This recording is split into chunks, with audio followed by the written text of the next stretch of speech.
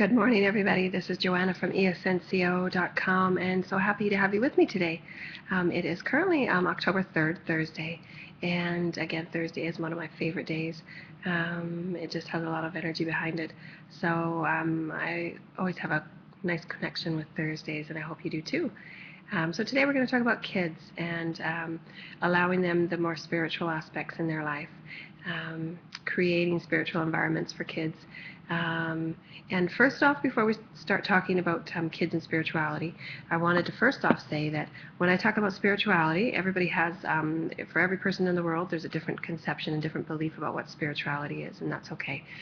When I'm talking about spirituality, it's about the three aspects of our creation. So that means that the physical and the soul and the spirit, and as they come together as one, as a whole being, that's what I call spirituality. And the more aware we are of these three aspects of ourselves in this humanness, in this human form, the more holistic that we can live together and as one. So when I'm talking about spirituality, it has nothing to do with religion. It has to do with the incorporation of those three aspects: the physical body, the spiritual body, and the soul body. So when I speak of spirituality and creating that spiritual environment for children, we can incorporate it at any age. And my kids I have 3 kids, so that's why I'm passionate about bringing these awarenesses to the forefront for the globe and everywhere, because there's so many children in the world. And I don't want my children growing up to be floundering as I was, always searching and always trying to seek out the information that seem to be hidden, a lot of things hidden, and that's why the mystery schools are such a deep connection with me, because I have, I'm sure that I have deep-rooted connections with the mystery schools, and I don't want it to be a mystery for my children. There is no mysteries, there are no secrets, and they were brought up Catholic, and in the last few years we've altered that, simply because we want them to have more of an open mind and not to feel some of the dark verbiages that are in the different organized religions. And I want it to be very light and loving, because I feel that's what all that is, or God, whatever you want to call it. And it doesn't matter what religion you are, there is a higher power in all religions. And it doesn't matter the name that you give it, it's all the same. We all live under the same sky. And I'm not proposing for anybody to change their beliefs. All I'm doing is presenting ideas and lightening topics so that we can change our awareness and we can change our beliefs. And that's what enlightenment and ascension is. It's including different ideas. It's including mind-expanding ideas so that we can change who we are as people and not live in the dark and not live in the past and not live under oppressive ideas that hold us back and keep us under someone else's reign, because I don't believe that anybody that was powerful enough to create us would want us to have that type of a mindset, and I don't want that mindset for my children. I don't want them to believe that there's other people controlling them. We are born and we are created with 100% complete power over ourselves, and are manifesting our own lives to the life that we desire. And that's what's important for me, to allow them to know that they have utter control and complete control on what's happening in their life, and there are no accidents, and they can choose to create it as beautiful and like a symphony if they so choose, and to write their own stories, and there's nothing holding them back.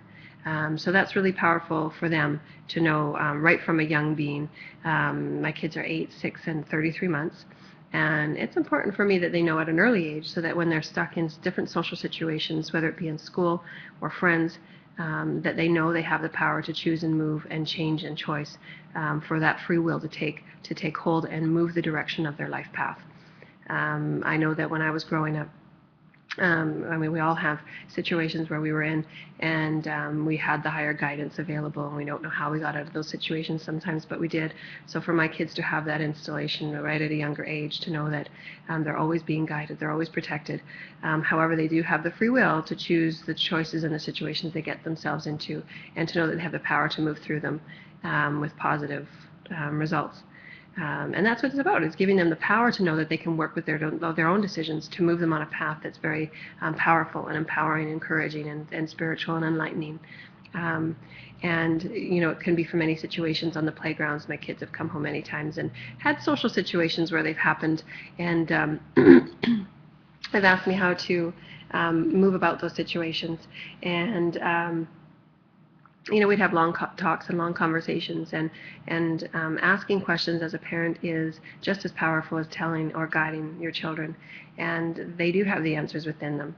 And sometimes they just need a little bit of encouragement to come up with their own answers on how they would choose the direction that they want to pursue in those situations, because they often know more than we give them credit for. And to allow them their own voice, and to allow them to know and hear their own words in the choices that they're making, can allow them the satisfaction of that aha moment. Wow, I do know the answer. I would have handled that really well. Next time I'm going to do that on my own, and I'm going to choose to use my voice. And for me, that's very powerful, because as a child, we were sometimes taught you're to be seen and not heard. And for me, that was so oppressive. I was a very creative and expressive person, and I wasn't most of the time allowed to express and express myself in that respect. So I want to give my children that option, that they have the choice in every situation to express who they are, and they have in every situation to express their will and their desire to be a better person. And they have the power to do that as a spiritual soul. And you can help them create that at home. It can start at home, and you don't have to give them too much, because kids can only handle it a little bit at a time. And depending on the child themselves, but you can have them start out with if they have other siblings, and how they play and interact with one another. And when you see them getting in those heated situations or little arguments between one another, and watching them resolve the issues between them, and how would each of them see each other's side, and how can they move through that situation for the betterment of the group itself. So allowing each of them their time to express how they could have resolved the issue, and then allowing each of them to hear those resolutions, can also see the full impact of the situation on everybody's behalf. And then that allows them the time to listen as well. And I think it's important, and sometimes in schools it's missed, because they don't allow the children the opportunity to fully listen, and then engage in dialogue back and forth on each other's versions. So to have a voice is to actually have the voice be heard. And so it's important for them to allow them to do that, and to know that they've been heard. So it's to give them the floor. And so that's a good way to start, is when they're having their social interactions with one another at playtime. And also allowing their special space. We create a special space for the kids and have them create it on their own, and it's in their rooms. And so they have that special space. It would be like what we use when you meditate or have your altar set up at home. And an altar can be just a small segment of space in their room where they can call it their own. And they have special little trinkets that mean something to them, whether it be a native coin that I've given my son, and they have specific meanings on each of them. So if he's feeling nervous or frustrated at school one day, then he can use that and hold it and go into that deeper thought. How could he have changed that situation, or what did he learn from that situation, and how could he grow from that situation? And even though my kids are only 8 and 6, those conversations can still have impact. They don't necessarily need to come up with all the answers, because us in our 40s and 30s, we don't necessarily have all the answers anyways, and that's not what it's about. It's about allowing that dialogue to happen and allowing those inner questions to happen, because that's when the communication from higher self and higher soul and spirit happen, is when you're allowing that doorway to open, and then be silent enough to allow the answers to come through. And it's not so much about us telling them the answers and telling them what to do in those situations. It's about allowing them to answer their own questions, because again, we want them to allow themselves to know that they have the answers for anything that they come against in life, because they're creating their own challenges in life based on what they came here to do, and they know that. But we don't want to direct and guide them in every situation. We want them to know that they have the power to go forth and choose their own path, and quite excitingly too. They have the ability to create that excitement and that creativity that spurs on new paths, new ideas, new inventions. Especially kids are so creative and they're so innovative. They're farther ahead than what I believe what we were when we were kids. So and those types of dialogues can help as well, to put that forth to them.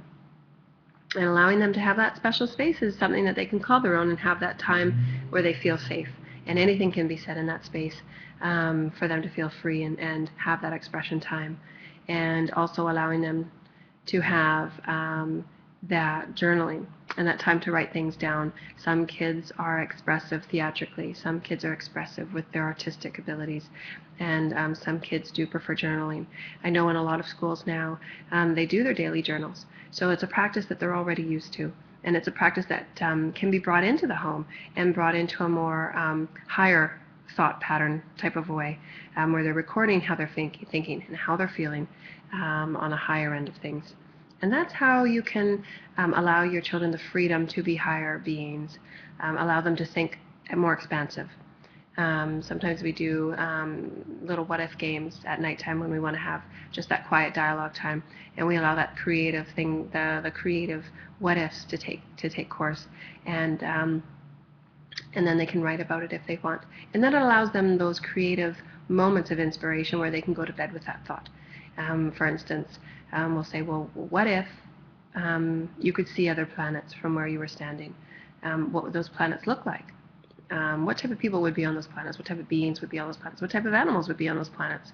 And allow them that really creative spontaneity that I think is missed so much in school now, and giving them that free play time so that when they go to sleep, they're really encouraging their higher self and their soul and their spirit to really run free, and allow them to be that creative, because that's when magical things happen, and that's when they can find the answers within themselves more creatively to complete things in school in a different way, and it allows them the higher answers that they're going to need down the road when they're making bigger life choices and decisions, whether it be mates that they're going to be living with, relationships issues, work issues, and having to trust the soul and trust the spirit, and giving them that confidence at such an early age, so that when they're getting in those sticky social situations with friends or at parties or whatever they may be choosing to be involved with, and in whatever environment, then they're making powerful choices for their spirit and their soul because they're connected with it and they feel that connection. And I think that the reason why a lot of the things are happening right now and a lot of changes are happening right now is because people on a mass level, on a global level, are feeling somewhat disconnected. We're wanting that connection with the higher spirit, and I find it funny how when the age of the cell phone has come in, it's spurred us on to look at things in a more drastic way. Because when cell phones first came out, they were the item of the moment, and people had them, and they were huge and cumbersome, and it was more of a drag bringing them around. But now, when everybody's texting, the teenagers are drawing themselves away from TV, and they're getting on their little handheld devices. And this is an indication to me, and in my belief, that these are all just ways for us to connect with one another. And instead of doing it face to face, they're using the tool. So we need to get back to the inner dialogues, the storytelling, the spiritualness of being a physical being and being human, and teaching the kids that there's more ways to interact. And so, getting into those regularities and those habits when you're in a family situation can not only create that closeness of bond, but it also improves your intuitive skills as a group, a soul family.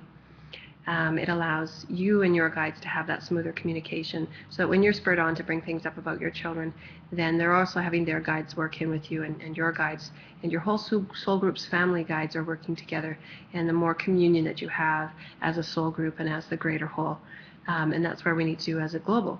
So the more that we all do this, the more we're all connecting with one another in the community and in the greater community and in the world community, and so on and so forth, and we start creating that higher sense of being as a spirit. And when you go onto the website, and we're talking about higher learning and ascension, higher learning is not meant as a judgment call whatsoever. It's meant in the sense that we are meant to be higher beings as spirits. Spirits are higher beings in the way that they are expansive in their thought and their beliefs. And that's where I feel we're going. Slowly but surely we're getting there. We're allowing people to have their religious beliefs. We're allowing people to be who they are and be more expressive. and to have those times of free expression and freedom of speech and freedom to be who you are, without people, stalking you and hurting you and so on and so forth. I think we're moving out of those dark ages because we know that that's not who we are, that's not who we're meant to be, and we can live an abundant life. We can live a life where you're manifesting things left, right, and center, and things are coming to you magically. And it's coming to you because you know that you're acting holistically. And I think that's one of the things that we teach our kids as well. Manifestation and abundance doesn't have to be at the adult level. When we're talking with our kids and they're talking about things that they want to manifest out of school, whether it be in Taekwondo and he wants to get the next belt, or my daughter wants to obtain a horse. She wants a horse right now. And when it's about those things, we're bringing it back to basics, and we're asking the questions, why? Why do you want these things? How will it make you feel? When you sit and think in your quiet time, what does this thing mean to you? Let's talk about it. Let's have some dialogue. And then they get to understand and ask themselves questions on why they need and want certain things, and what's the difference between a need and a want, and allowing them the opportunity to really go a little bit farther on the manifestation part of it. And then how can they put it into place? How can they manifest now that they've understood it? Is it a want, or is it a need, or is it something that is really important for that person's soul growth? And then how can they manifest it? And then allowing them to come up with their own options for manifestation, but knowing that also too that they're a true powerful creator and they can manifest. What they desire. And for us, it's always bringing it back to spirit and with intention. And if there's gratitude and intention and the will behind that, then they can manifest anything. And I find that that's, from what I've heard and experienced, the reason why most people don't manifest more in their life, or the reason why they don't change a lot, is because they're not incorporating the soul and the spirit aspect of it. So it's all well and good to manifest $100 million, but is it A, part of your soul's purpose? Did you come here to be a multimillionaire? What are you going to do with it? Is it going to be something that you'll incorporate for the greater good of all? There needs to be that higher aspect and that higher connection. And if there's not, then the chances of it happening, and if you're not being the full whole body as a spirit and a soul and a physical being, and you're not incorporating those through thoughts, beliefs, and actions, then it won't manifest. So it depends on where it's coming from and how it's being incorporated into your life. And then you can really start manifesting once you work on those things. But that's the reason why I think most people don't change, is because it does take some effort, and it takes commitment to be a changed person and a changed being, to incorporate all those aspects. Because it does take practice once you've had those learned beliefs that aren't necessarily have been serving you. It is sometimes difficult to change that, and it does take some effort. So I hope that's helped in a little bit on assisting the kids to have a more spiritual life. You can do it in a few ways, and we'll just recap. Start having structured or organized time. It doesn't have to be that that lengthy. It doesn't have to be that that detailed. But do try to incorporate the time with your kids that you can sit down and have those open dialogues about what spirit and soul is to them, and start having those conversations and how they can incorporate that into their life when they're making certain things and choices in their life, and how to move forward with it in a positive manner. And also you can incorporate that with their social time at home, and when they're playing with their siblings or other friends, and allowing them their space and time to be heard and to have that expression time as well. And remember that kids have different forms of expression. It could be painting, it could be art, it could be voice, and allowing them to find their joy and to find what makes them really happy, and by asking them those questions and by having them tell you as well. And again, being a parent and a good role model is allowing them to have more of a voice, allowing them to ask themselves questions so that they can come up with their own answers. And it helps when we're probing and we're guiding in that way, and then allowing them to answer and return back to us what their desire is. And that's how they get to know who they are, and that's truly important. I think when I was growing up, I would say, a major percentage of people that I knew and came in contact with, they had no idea who they were, because they were never asked those deeper questions, and they were never being talked to and having discussions like that. So I think it's important that we do that for our children as well, and giving them the benefit of the doubt and to find their own answers. And they're so smart and they're so intuitive, and let's have those skills grow and be blossoming in every moment that we can.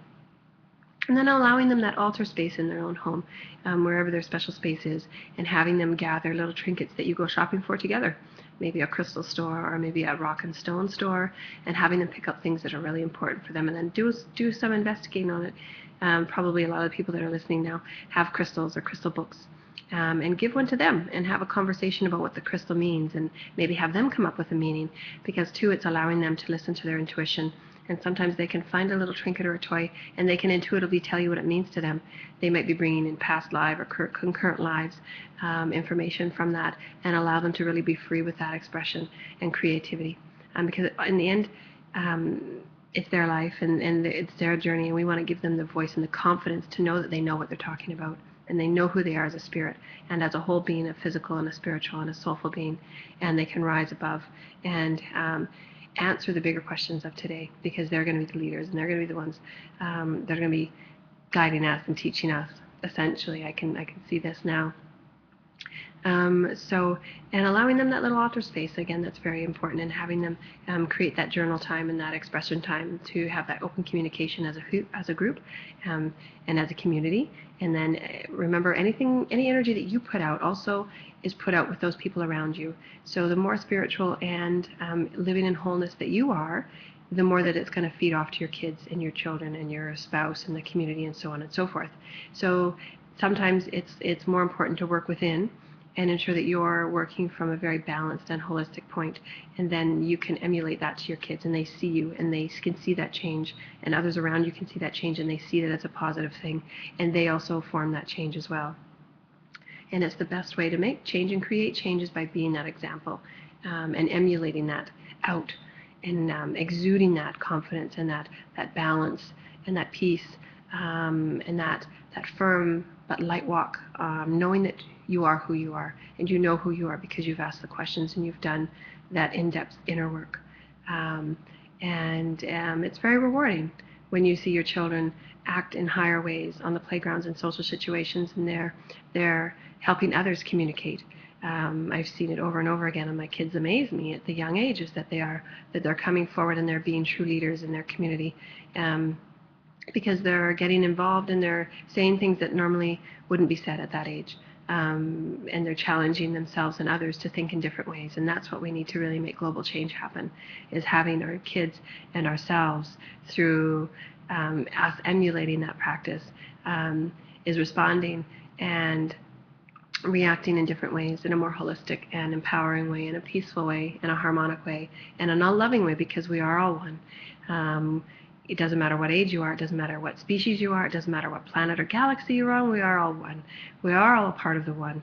And the sooner that we begin to understand that, the less wars we'll have, the less negativity and darkness, and we can get on to living an enlightened life and a higher spiritual life where we're helping one another, and we won't see species die off, and we won't have the threat of our world collapsing.